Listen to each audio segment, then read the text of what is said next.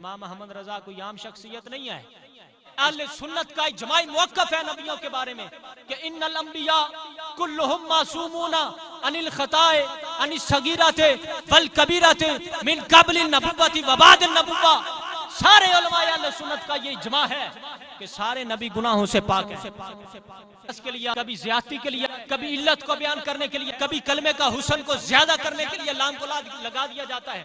سید اعلیٰ نے فرماتے ہیں جس سے تم بھٹک رہے ہو اس کا ترجمہ یہ نہیں ہے، اس کا ترجمہ یہ ہے کہ یہ ہے بریلی کا تاجدار، یہ ہے فاروق اعظم کی جلغار، یہ ہے خالد بن ولید کی تلوار، یہ ہے دشمن کے سینے میں غار. امام محمد رضا کوئی عام شخصیت نہیں ہے.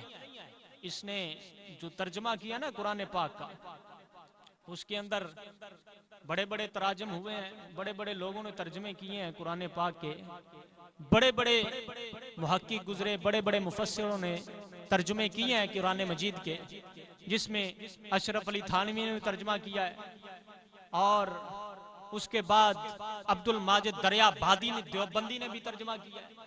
بڑے بڑے ترجمے گزرے ہیں. ڈپٹی نذیر کا ترجمہ بھی موجود ہے. بڑے بڑے جناب والا اردو ادب کے ادیب انہوں نے بھی ترجمے کیے ہیں قرآن پاک کے، لیکن کہیں نہ کہیں وہ ویسے ہی بھٹک کر ترجمے کرتے رہے، جس کا ایک میں آپ کے سامنے رکھ دیتا ہوں. سورہ فتح کی آیت ہے انا فتحنا لک فتحا مبینا، یہ قرآن کی آیت ہے.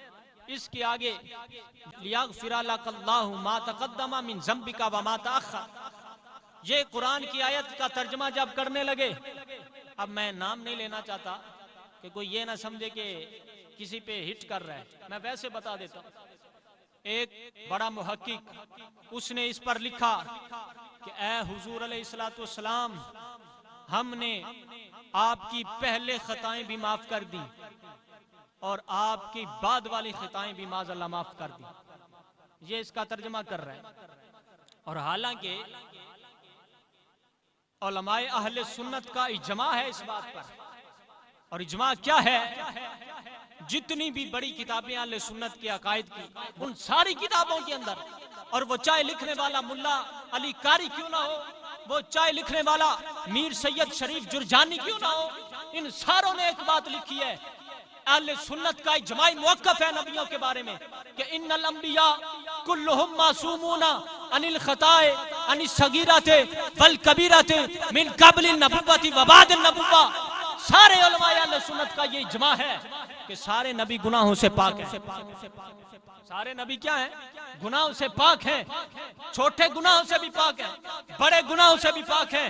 نبوت سے پہلے بھی گناہوں سے پاک ہیں، نبوت کے بعد بھی گناہوں سے پاک ہیں. اور پھر یہ سارا کر لینے کے بعد پھر ایک اٹھتا ہے، ایک نے ترجمہ کیا اے محبوب ہم نے آپ کی وہ سارے گناہ معاف کر دیے جو آپ نے پہلے کی اور بعد میں کی. اب وہ کہتا ہے قرآن نازل ہونے کے بعد بھی معاذ اللہ نبی سے خطا کا سرزد ہو جاتا ہے. استغفر اللہ. اس پر میرا امام بولا، اس پر بریلی کا تاجدار بولا. احمد رضا نے فرمایا خاموش ہو جاؤ، تم نے عقیدہ اہل سنت پڑھا نہیں ہے. سنو پھر احمد رضا کا فتویٰ. اور احمد رضا نے ترجمہ کیا. احمد رضا فرماتے ہیں آپ کہتے ہو جو تم لیغفر لک میں دیکھتے ہو نا لام کا، کہ جس سے تم بھٹک رہے ہو کہ لام کس کے لیے آتی ہے. لام ایک معنوں کے لیے نہیں آتی، لام 5 معنوں کے لیے استعمال ہوتی ہے. کبھی اختصاص کے لیے، کبھی زیادتی کے لیے، کبھی علت کو بیان کرنے کے لیے، کبھی کلمے کا حسن کو زیادہ کرنے کے لیے لام کو لگا دیا جاتا ہے.